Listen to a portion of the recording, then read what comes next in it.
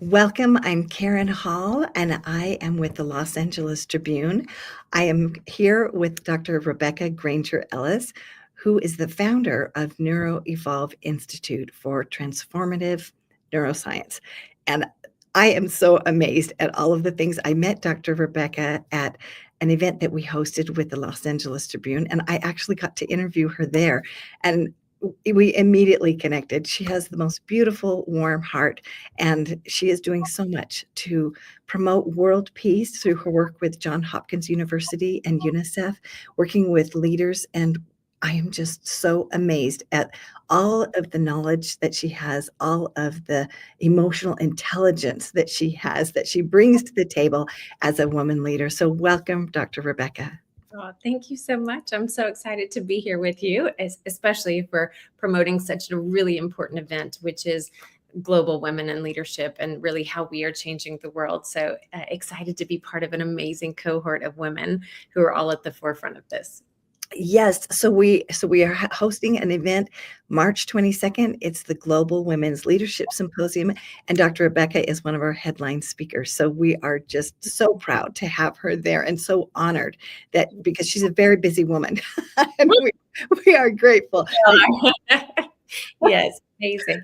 I'm super excited to sort of talk about a lot of the work. I know you alluded to my background. I know it sounds odd. People often think, what is a neuroscientist doing working for world peace and also in major corporations for leadership? But I can sort of just give a background into the funny way that I ended up here is that I studied a very, very long time, about 18 years, studied really what is happening in the brain and how the brain learns. So we would call it adversity intelligence or adaptability intelligence. So those are big buzzwords everyone talks about now.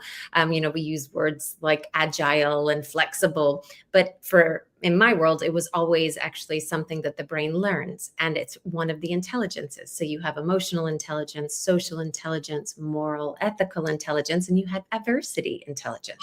And it's something that I studied for a very long time, trying to unpick what makes people resilient. So I was fascinated with my work from the time I've been 14 with Peace Corps, AmeriCorps, Doctors Without Borders, and volunteering around the world, but was fascinated with how are so many people who have endured much more than we can ever imagine so resilient, and how are others maybe not resilient, and what makes the difference, and is it learnable? Is it something we can develop?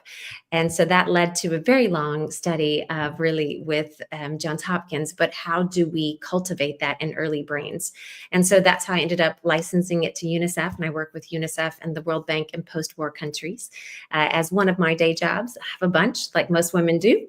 And so really training over 3,000 teachers, child psychologists, professors, you name it, prime ministers, anyone who has contact with children 0 to 7 in those early brain formative years, raising superhumans. Really, how do we help to, as adults, heal ourselves and model really high emotional and social and ethical intelligence so that they will model to us?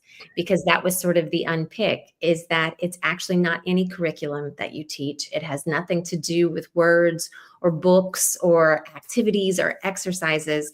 The one key that we uncovered out of studying 15 different environments was that it was the one adult that they felt they mapped to and co-regulated with. And when we were studying orphans in the Rwanda genocide, those that had survived, that was also a really key unlock, because our brains model to adults. We're modeling to the adults in our world. And so as women, we actually have one of the most powerful ripple effects for transformation in the world, because as women, we are much more socially and culturally encouraged to develop emotional vocabulary and social and emotional language. And it's much more acceptable for women across the globe in all societies to speak about those things, to speak about feelings, to speak about emotions.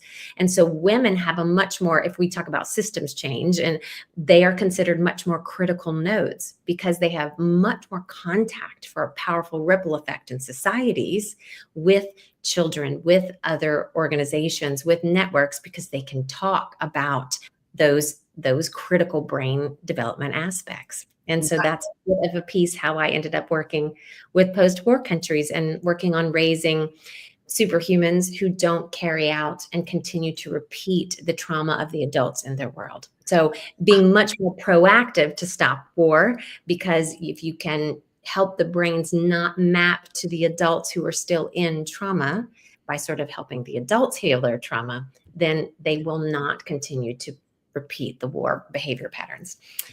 Wow. This is just absolutely phenomenal. Absolutely phenomenal, especially in our day and age. And we know that it starts with regulating our emotions. If a person can regulate their emotions, if they're the world leader and they can regulate their emotions, what a difference it makes on all of the people that they lead, and also their decision-making capacity. People fly off the handle and do things that change the trajectory of the world. And this is very, very powerful. I appreciated what you said about adversity intelligence, because when I have coached leaders, there is so much about learning to deal with adversity in our life and developing that resilience. I'm so excited to have you share more about this at our event, and also about children.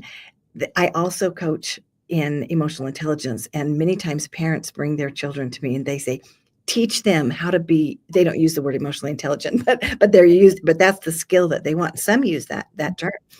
And as I teach them, actually, you need to model that behavior. You need to learn those skills.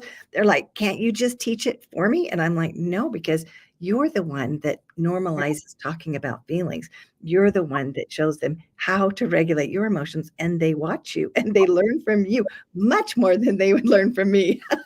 Absolutely. And we know that from a neuroscience perspective, is that the brain they're looking to adults. They're not fully formed. Their brain is not fully formed in function or even form. So in the wiring, we like to say, but they will model the adults in their world. So they will mimic and repeat. That's how our brain learns. It learns exponentially. So we're experimenting and experiencing how the adults do it. And that is how our brain learns to wire. So whether we like it or not, we do often end up being very similar to our parents, and we tend to map in that way. And so our brain wires in that way. And that's how I also ended up working with leaders. So World Bank got very excited on we could do this with organizations as well, because a brain is a brain. It doesn't matter if we're in prime minister of a country or a CEO of an organization. Those skills in a very VUCA world are critical. And so I work with major companies going through maybe transformation or cultural transformation, mergers and acquisitions. Recovering post-COVID was a huge ask and a huge lift to come in and work with whole leadership teams, but entire organizations as they cascaded it globally. How do you help build an academy for their leaders and develop and upskill their leaders rapidly in, not just social and emotional intelligence, but understanding adversity intelligence? And how do we, in order to do that, in order to pivot quickly, in order to have perspective and to actually be able to communicate effectively for people going through change, you actually need to also simultaneously develop the other intelligences. So even though organizations may hire me for AQ, I love the invitation and I like the welcome in. And then we also work on SQ and EQ and MQ, because those are critical intertwining in the brain. The brain doesn't separate them. And in order to be able to use adversity intelligence, it actually needs to strengthen its social and emotional and moral and ethical intelligence, because those are all key pieces that the brain doesn't differentiate. They're all neurotransmitters. They're all electrical and chemical energy. Right. And this is interesting because we talk about intergenerational trauma and, being able to stop that from carrying on, when we have that desire and we have learned these things and we're modeling these things and we don't even know that we're doing it, but then we become aware and we recognize, oh, I don't want to do that anymore. And even as a leader, I don't want to do that thing anymore.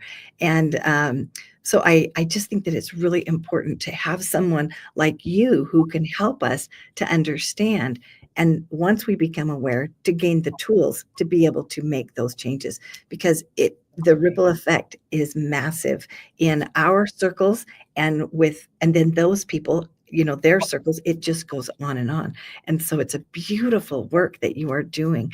I wonder if you would give us just one little tip, because I want you to save some of it for, March 22nd. And I encourage all of you who are interested in hearing, we have some amazing speakers that are world leaders, women that are just accomplishing amazing things like Dr. Rebekah, who are going to be featured March 22nd at our Global Women's Leadership Symposium. So if you could give us just like a nugget that you wish that women knew as leaders, what would you say? Oh, that's a good one. That's a really big one. And I think the biggest piece for us as women is to own our sort of our superpower, which is that, and I actually teach this in hostage negotiation, that we have a superpower of co-regulation. So we immediately, as a species, within a few minutes of being with each other, even virtually, our heartbeats will begin to regulate together. Our breathing will synchronize. And if we're thinking aloud, if I'm thinking aloud and you trust me, so oxytocin, so if you trust me, your brain will begin to make the same neural connections that mine is. And so understanding the power of if we regulate our own nervous system. So we have got to be in the parasympathetic if we want other people to trust us, because oxytocin is only produced when we're in the parasympathetic. What does that mean? When we're in a state of calm. You know the difference between stressed and not stressed. When we're in a state of calm, when we're in a state of the parasympathetic, we are producing oxytocin. And if you're a mother, you know that, because we give oxytocin to induce labor. We give oxytocin for a mother to nurse. Oxytocin is what is a chemical that you experience when you trust someone or you attach to them. And it also, if you are giving it off, it makes you trustworthy to others. In hostage negotiation, we have an oxytocin nose spray to where we can actually begin to help others trust us neurochemically. So it's a long answer for your superpower is if you're in a calm state and you're giving off oxytocin, other people will automatically trust you. And when that happens, you can actually change their entire nervous system. Yes, and this co-regulation is one of the things that fascinates me. And we're going to talk more at our event about mirror neurons and how our brain is wired to actually pick up on that kind of energy and then to be able to co-regulate. If simply one of the ways that I describe it to people is if you walk into a room and someone is agitated, you feel that energy, and sometimes it can cause you to feel stressed. And likewise, if someone is very calm and the situation is escalating, you can take on their calm energy, and it can help you to feel more calm yourself. So we're going to talk some more about the actual neuroscience, because it is, to me, it is absolutely fascinating. I'm always wondering, how does that happen? And for those of you who say, yeah, that's a cool thing, but how could I induce that to be happy? How could I be the force of calm and help? Because many times we have situations, family get-togethers, work situations. We're always dealing with different personalities and different, opinions, and they may be polar opposite of us. And many times when we get in those gatherings, there can be defensiveness. And when we sense that defensiveness in someone else and we want to be able to collaborate, we want to have harmony, there are things that we can actually do. And Dr. Rebekah is such an amazing expert in this topic. I just can't wait for you all. I have told her I would love to sit at her feet for hours and just learn from her, because she is so wise and so learned and an amazing scholar. But the other thing about Dr. Rebekah is she possesses very high emotional intelligence, moral intelligence, social intelligence, adversity intelligence. I mean, I'm not even naming them all, but she is absolutely an incredible human being that cares, that has such a huge heart, and that is making a massive difference in the world. So thank you, Dr. Rebekah. Thank you. I'm so excited to spend more time and unpick all the things with you as well, and to be with a cohort of women who are also doing very similar things, and some men who are championing women on the front lines of change. So I'm delighted to be part of it. Yes, and a shout out to those men who are championing women because Mo Yes. Rock, the CEO of the Los Angeles Tribune, is one of those men. And our partner is Ashkan Tabibnia, and he is another one of those men who promotes women and who gives them wings to fly. Michael Silvers is also a partner with the Los Angeles Tribune Women's Journal, and he is helping to make this possible as well. So thank you for the men who are championing women and for all of the women who desire to make a difference, who want to learn more, who are coming to be able to learn from experts so that they can implement these tools in their own organizations and in their own lives. So I look forward to seeing you all March 22nd, 9 a.m. Pacific time. We will continue to have more information about that and look forward to having you again, Dr. Rebekah. Thank you so much. Thank you. See you soon. Okay, bye-bye.